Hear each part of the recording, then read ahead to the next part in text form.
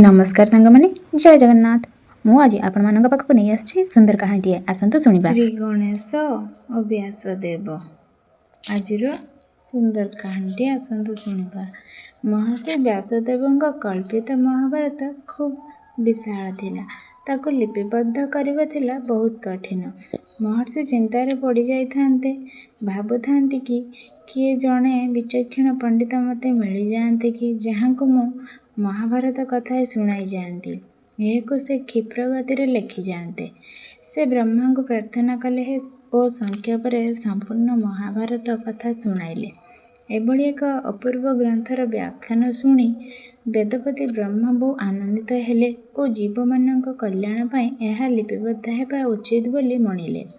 से महर्षि को कहले, हे महात्मन, मु तुम मनकर व्यथा बुझीपारुछि। तुम्हारा यही विशाल ग्रंथ को लिपिबद्ध करने संसार जन मात्र समर्थ अच्छा से होउछन्ति महाज्ञानी विद्यापति अग्रपूज्य गजानन। तुम्बे तांको प्रार्थना कर, निश्चय तुमको से यही कार्य साहाय्य करदेवे।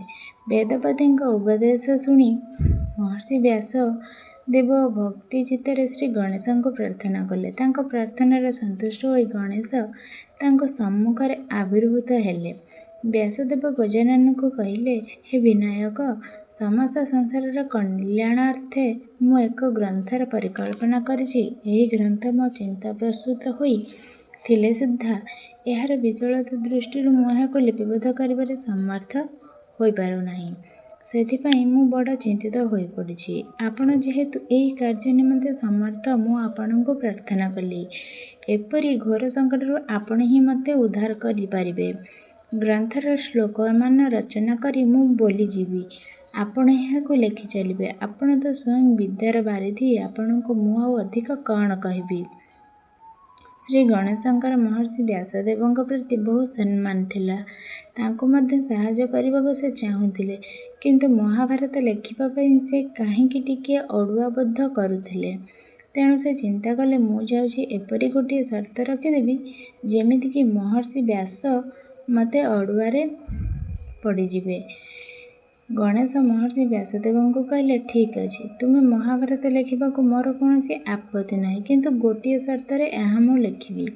से शर्तटी है, आपण अविराम गतिर अनर्गल डाकी चलिए, जमीती मो लेखनी मुहूर्ते मात्र बंद न हेब। लिखिला बेले जदि लेखनी मोर बंद हो जाए, मु आग को अग्रसर हो पारि नहीं। परमज्ञानी व्यासदेव प्रभु गणेश कथा शुणी हसी हसी कहले, ठीक अच्छे, मु आपणक शर्तरे राजी, किंतु मोर मध्य गोटे शर्त अच्छे। आपण लिखिला बेले न बुझी किछि लिखिबे नाही। उभयंक शर्त मानि नेले। महाभारत लेखा चलिला।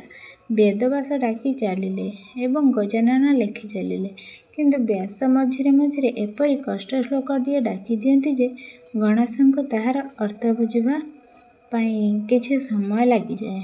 से समय व्यासदेव पर श्लोक गुड़िक चिंता करनियंती।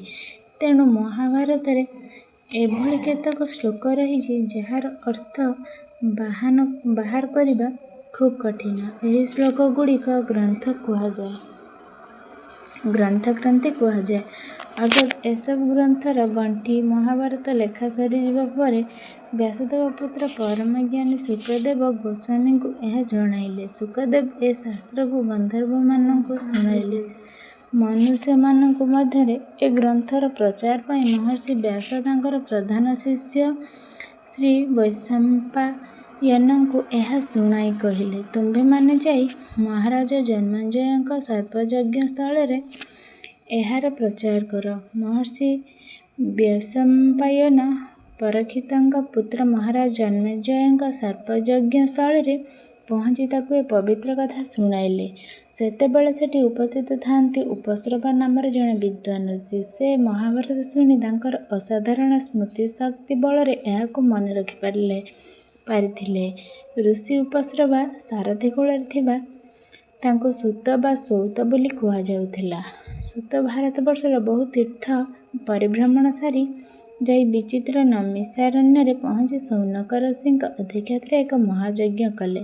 सेठारे उपस्थित ऋषिमुनि माने सूतमुनि मुखर किछि ଅଖ୍ୟାୟିକା ଶୁଣିବାକୁ ଆଗ୍ରହ ପ୍ରକାଶ କରିବାରୁ ସୂତ ତାହାଙ୍କୁ ମହାଭାରତ ଶୁଣାଇଲେ।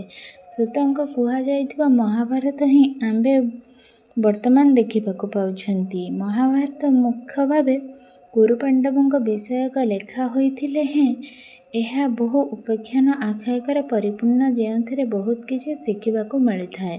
ଗ୍ରନ୍ଥମାନଙ୍କ ମଧ୍ୟରେ ମହାଗ୍ରନ୍ଥ ମହାଭାରତର କୌଣସି ତୁଳନା ନାହିଁ। ଏଣୁ କୁହାଯାଇଛି ଧର୍ମେ ଚାର୍ଥେ ଚ କାମେ ଚ ମୋକ୍ଷେ ଚ ଭାରତବର୍ଷ ଯଦି ହାସ୍ତି ତଦନ୍ୟତ୍ର ଜନେ ହାସ୍ତି ନ କୁତ୍ରଚିତ। ସରଳ ଭାବରେ ଏହାର ଅର୍ଥ ହେଲା, ଯାହା ନାହିଁ ଭାରତେ ତାହା ନାହିଁ ମରତେ। ମହାଭାରତ ଲେଖା ସରିଲା ଦିନେ ବ୍ୟାସଦେବ ଗଣେଶଙ୍କୁ କହିଲେ, ହେ ହେରମ୍ବ, ଆପଣ ବିଶାଳ ମହାଭାରତ ଗ୍ରନ୍ଥ ନିର୍ବିକାର ଚିତ୍ତରେ ଲେଖିଗଲେ, କାହିଁ କିଛି କହିଲେ ନାହିଁ ତ? ଗଜାନନ ହସି ହସି କହିଲେ, ମୁଁ ବାକ୍ ସଂଯମୀ, ମୁଁ ବୃଥା ବାକ୍ୟାଳାପୀ କରେ ନାହିଁ। ଆପଣ କ'ଣ ମୋ କାର୍ଯ୍ୟରେ ସନ୍ତୁଷ୍ଟ ନୁହନ୍ତି କି?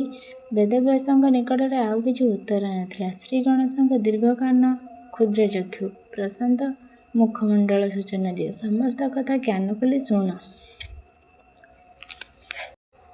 ଧ୍ୟାନପୂର୍ବକ ମନନ କର ଓ ବୃଥା ବାକ୍ୟାଳାପକୁ ବର୍ଜନ କର। ଆଜିର ଭିଡ଼ିଓଟି ଆପଣମାନଙ୍କୁ କେମିତି ଲାଗିଲା କମେଣ୍ଟ ମାଧ୍ୟମରେ ନିହାତି କହିବେ।